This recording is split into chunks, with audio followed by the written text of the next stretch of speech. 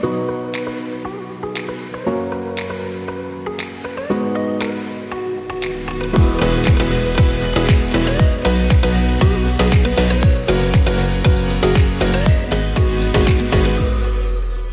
to Agri-Pulse Newsmakers, where we aim to take you to the heart of ag policy.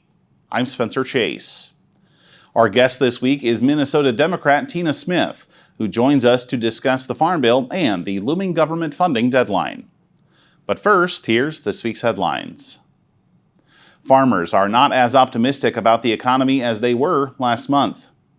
In the latest version of the Ag Economy Barometer from Purdue University and the CME Group, farmers pointed to higher prices for farm machinery and new construction as major reasons for their concern. Those worries were also paired with an expectation for even higher interest rates. 60% of the producers surveyed say they expect the rates to continue rising over the next year.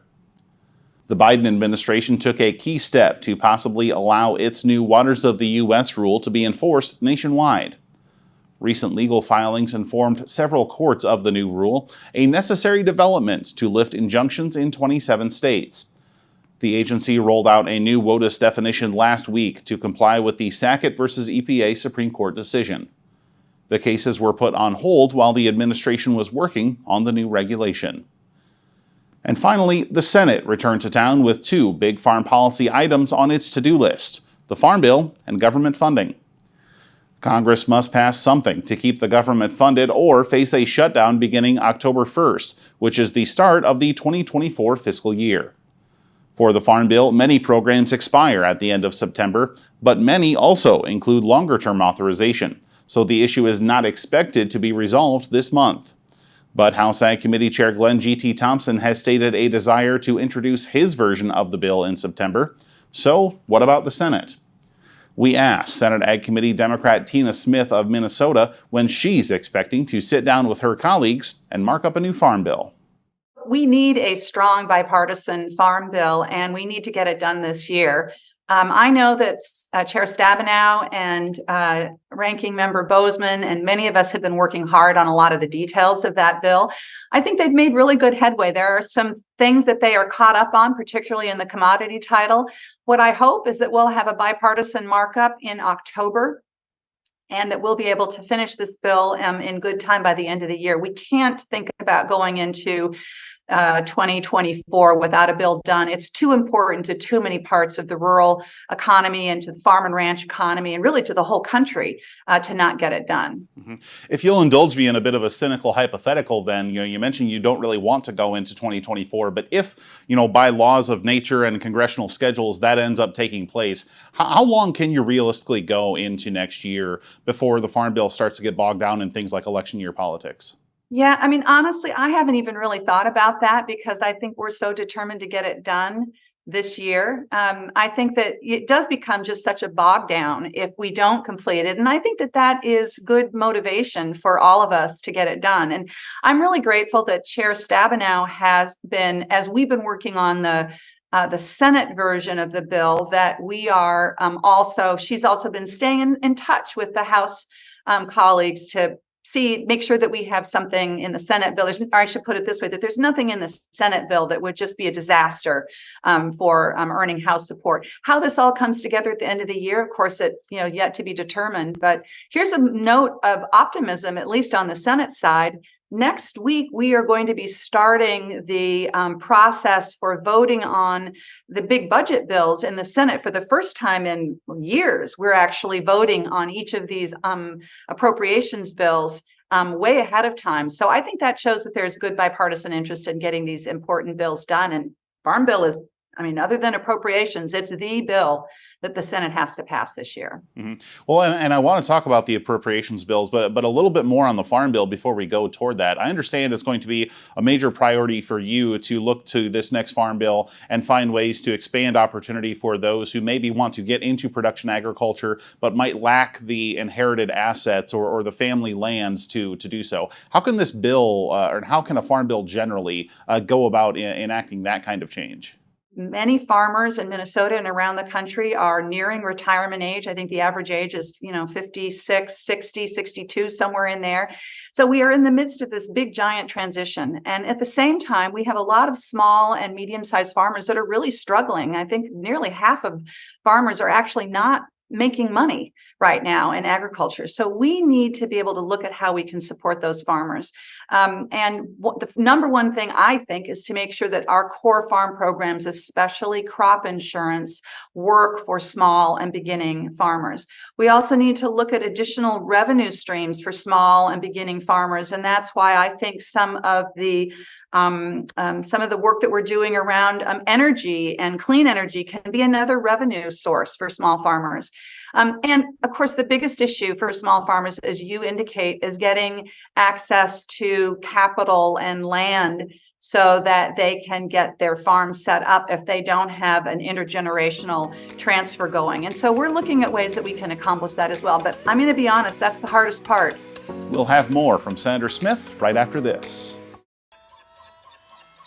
Regenerative poultry production is a process by which nature can actually recapture and restore the energy that is being taken out of a space. Farm Credit helped Rahi build his dream of regenerative poultry farming and encouraging fellow immigrants to find community in agriculture.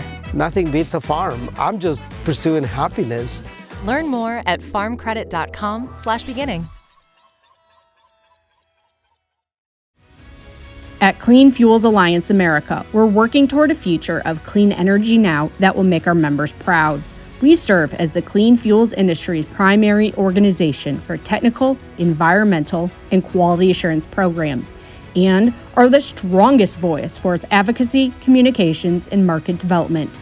With industry-leading programs and incentives, Clean Fuels Alliance America is actively moving the clean fuels industry forward toward a brighter future. Welcome back. Senator Tina Smith says she expects the government funding process to start unfolding on the Senate floor soon. Well, what I think will happen is that over the next 2 weeks, we will process and vote on these 3 appropriations bills, which, by the way, passed out of the committee with broad bipartisan support. Some of them passed with unanimous support, which is kind of unheard of in the Senate. Then we're going to get to the end of September. And at that point, I expect that we're going to need a continuing resolution in order to be able to keep the government open while we finish the bills that we have to pass in order to get the entire budget passed. It's a little difficult to know exactly how that plays out between the Senate and the House. I think that the Senate will probably send over to the House a continuing resolution, and it will be on them to be able to say, okay, let's move this forward, let's get our work done, and let's fund the government so that people aren't hurt by a shutdown. Mm-hmm. And of course, the debt ceiling deal earlier this year included a provision that enacts a 1% cut if Congress does not move 12 individual appropriations bills this year and instead sends an omnibus spending package, which has been the operation of Capitol Hill for quite a while now. How concerned are you about the prospects of that 1% cut, absent the action on the individual bills? Well, the president and Leader McCarthy came to an agreement about getting the budget bills done, and they set budget caps that we all need to live within. And there's a real penalty if we don't get that done. And that was designed by them on purpose to really provide incentive for both houses of Congress to get the bills done. It's very disturbing, I have to say, to see that the House is already moving away from that agreement with the president and is setting much lower caps. And how that all gets resolved, I think, is going to be the hard work of the next couple of months. But here in the Senate, both Republicans and Democrats are very committed to getting it done. And the penalty of those budget cuts in 2024 would be a lot of incentive to not go over that cliff. I want to wrap up here, getting maybe a little bit wonky, if we could. We did see earlier this week the chair and ranking member of the Senate Ag Committee sent a letter over to USDA encouraging Secretary Vilsack to maybe use the Commodity Credit Corporation to do some things in terms of trade promotion funding, given that's been such a huge Farm Bill priority, and maybe signaling whether or not they can do that in the Farm Bill. But setting that to the side for the second, we do see over in the House potentially some restrictions on CCC spending being introduced entertained, a very different approach being taken through the Senate appropriations process. I mean, what's your thoughts on how this could ultimately play out with such a difference of opinion where one chamber is looking to restrict CCC authority, the other is perhaps advising the Secretary on some more creative ways to use it throughout this government funding process? So it's really telling, right, that we have a bipartisan letter to the Secretary urging him to use his flexibility with the CCC to take important action around international food aid, which is going to be very important to American commodity producers. And that, I think, really shows that we here in the Senate appreciate the value of that flexibility. And we've seen administrations from both parties use that flexibility to support American agriculture. I think it's extremely important to protect that. And I was really glad to see that letter from Senator Bozeman and Senator Stabenow. And I would just note that when I hear from the commodity producers in Minnesota, corn and soybeans especially, what they tell me is that they care less about, of course, if you offer them an increase in reference price for the commodities, they would be happy with that. But what is most important to them is protecting strong crop insurance and putting more resources into international trade support, because that is how they grow markets and how they improve their margins through market structures that are going to be much better for them in the long run. Senator Smith, thanks for joining us. Thank you so much. We'll be right back with more Agri-Pulse Newsmakers, but first, our Hannah Pagel walks us through the latest farm income figures in this week's Ag by the Numbers. USDA's most recent farm income forecast projects this year's farm profits will be lower than last year's record highs. This chart shows net farm income and net cash farm income adjusted for inflation from 2003 to the forecasted totals for 2023. Net cash farm income is the green line. It's a measure of farmers' cash flow and includes cash receipts from farming plus government payments minus farm expenses. It's projected at just under $149 billion in 2023, a decrease of more than $60 billion. Net farm income is the blue line. It's a broader measure of profits that includes depreciation and accounts for changes in farm inventories. It's forecast at just over $141 billion in 2023, which would represent a drop of $48 billion. According to the report, one of the main reasons for the decline is lower crop and livestock returns.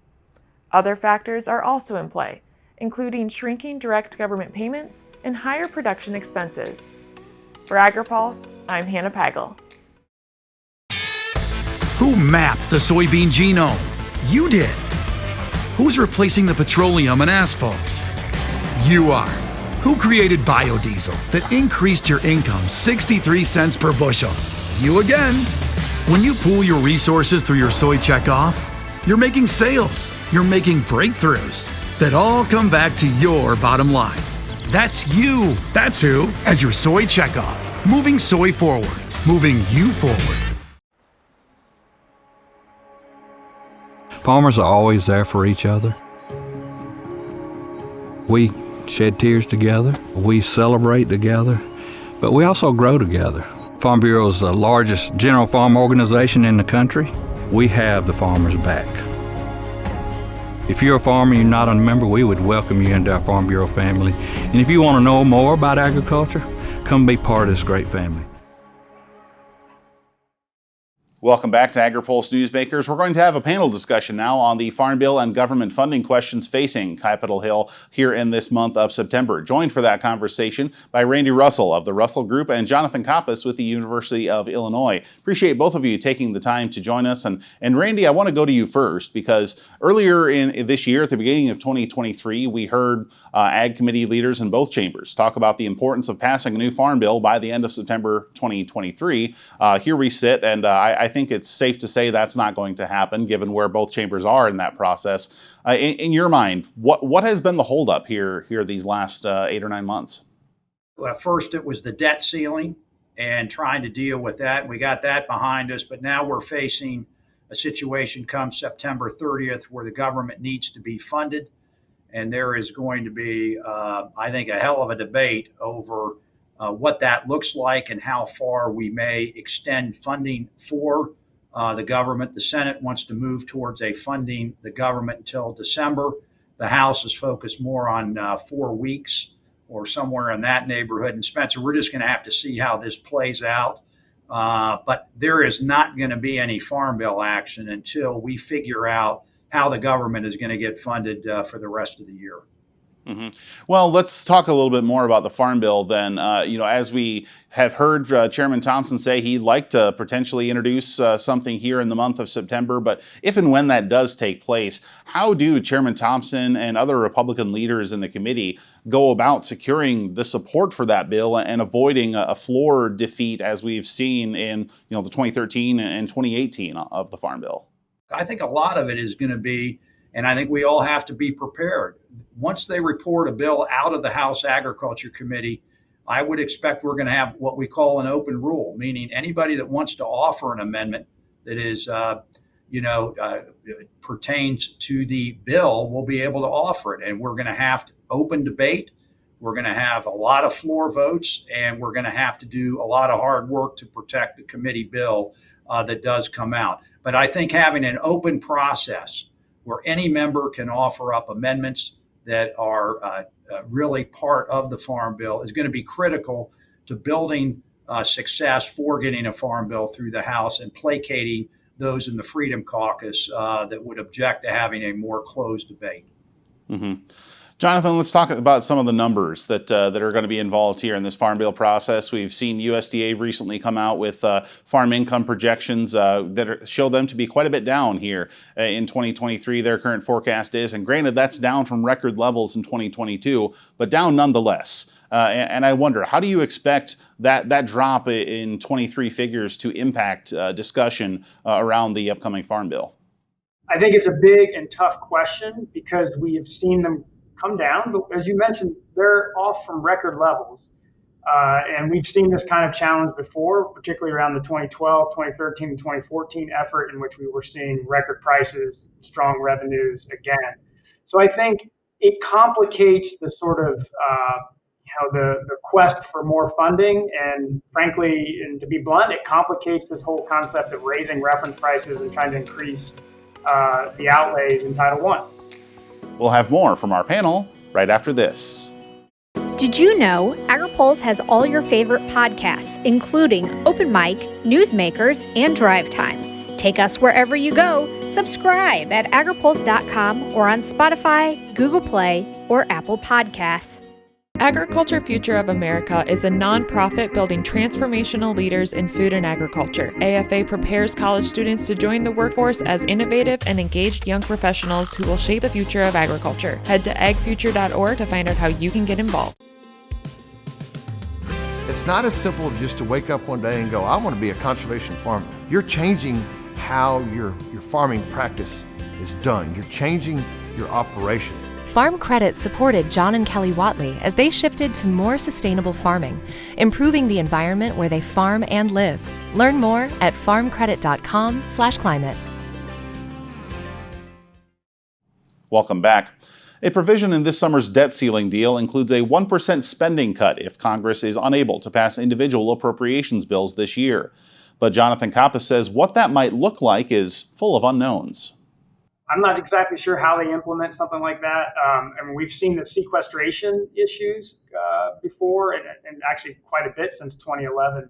So somehow you have to apply that across a variety of programs with different payment mechanisms, trigger mechanisms. So I honestly don't know, and I think it's yet again another one of these unfortunate kind of budget gimmicks that we keep falling back into as we fight over spending items, as we fight over the outlays and programs. And these kind of what seem like quick fixes, I don't know, are very functional in the administration of programs and for agencies. Well, and when they move these bills via omnibus, I mean, they are still moving, the individual appropriations bills, but in one gigantic package, as opposed to, 12 separate votes taking place on these items. How do you anticipate going the individual appropriations bill route as opposed to the omnibus routes of recent memory would ultimately impact the dollar figures that would go to in that USDA and FDA bill? Yeah, I think the big frustration with omnibus bills is that you kind of have this leadership heavy undertaking, right? You're negotiating amongst the main leaders in the White House. And so members down the committee, the subcommittees that do all the legwork and the big management work around these bills can get shut out or can have their voices diminished. So it is ideal, and I don't think anybody disagrees with the importance of running regular order on appropriations, getting these out one by one, giving members of Congress a chance to dig into each one of these and have an opportunity to make amendments and seek changes. That's ideal. But I think we also have to be realistic that that ideal can't sacrifice basic function of government. We have to get these funding programs out. We have to get the government running or keep the government open and running. And so sacrificing that reality for the ideal is difficult. And some of it are the very people complaining about omnibus are the ones that complicate a process of regular order, like with amendments that have no real relevancy to the funding of an agency to be able to hit some political, talking point or get a social media hit out of it. Those sort of things are what is complicating regular order. Randy, I want to wrap up the conversation with you because we look toward the government funding picture, and obviously we need to figure out how exactly Capitol Hill is going to approach this issue. But focusing on the House side of things, how do you expect Speaker McCarthy to try and thread that needle between, on one hand, funding the government and avoiding a shutdown, but on the other hand, doing so in a way that allows him to keep his job? One of two things, in my judgment, is going to happen. Either Speaker McCarthy is going to have to cut some kind of a deal to keep the government funded for the next several weeks. And also remember, the Biden administration has submitted a $44 billion supplemental that includes more funding for the Ukraine and some disaster assistance for Hawaii. I'm assuming some for Florida and elsewhere. So keep your eye on that as well and marry the two together. I think one of two things is going to happen. He is going to have to agree to something with McConnell and Schumer to extend the government funding, and it may have the supplemental on it. And if that happens, there could be a call to question on the speakership. The other side of it is that he hangs tough with the Freedom Caucus, and then there's going to be a government shutdown. And those are two very difficult paths that he needs to analyze and his leadership team needs to analyze as we go forward. Well, certainly no shortage of things to watch here in this very busy upcoming month of September. We'll keep an eye on things, as will Randy and Jonathan. Gentlemen, thanks for joining us. We'll be right back with more Agri-Pulse Newsmakers, but first, our Hannah Pagel walks us through the global food insecurity picture in this week's Map It Out. A new report from USDA's Economic Research Service says global food security is improving. This map shows the percentage of people who are food insecure in the 83 countries covered in this year's International Food Security Assessment.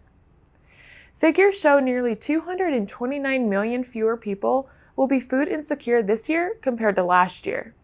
According to the report, those numbers can be attributed to better per capita income in those countries, as well as falling commodity prices around the world.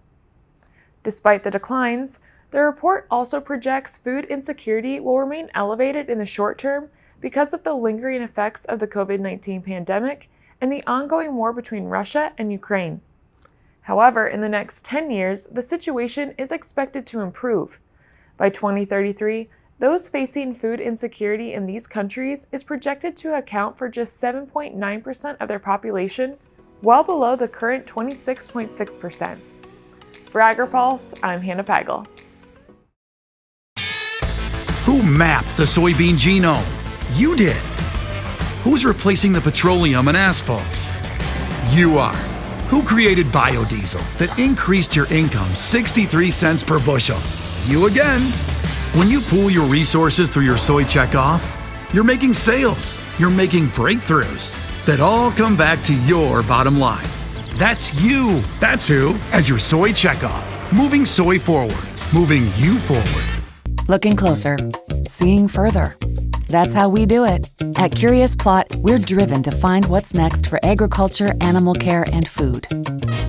We stay curious because that's what it takes to grow understanding. That's how we plot strategies and tell stories that get results time after time. Marketing, communications, and consulting that look closer and see further. Curious Plot. We can't wait to help you tell your story. Thanks again for tuning in for another episode of Agri-Pulse Newsmakers. Before we let you go, here's what's on the horizon for the upcoming week. Jackie Fatka and I will be taking part in a discussion Wednesday morning focusing on carbon markets and agriculture at the Bipartisan Policy Center in Washington. Then later that day, our Sarah Wyant will moderate a webinar with House Ag Chair Glenn G.T. Thompson and several other speakers on how new tools and technologies can add profitability and increase sustainability. And finally, the next Consumer Price Index will also be released on Wednesday. We'll keep you up to date with our coverage on agripulse.com. For Agri-Pulse Newsmakers, I'm Spencer Chase. Have a good one. Newsmakers is a production of Agri-Pulse Communications. For more ag policy news, visit agripulse.com. You can also find our new content on YouTube and wherever you get your podcasts. Don't forget to follow Agri-Pulse and our correspondents on social media to get breaking news and more.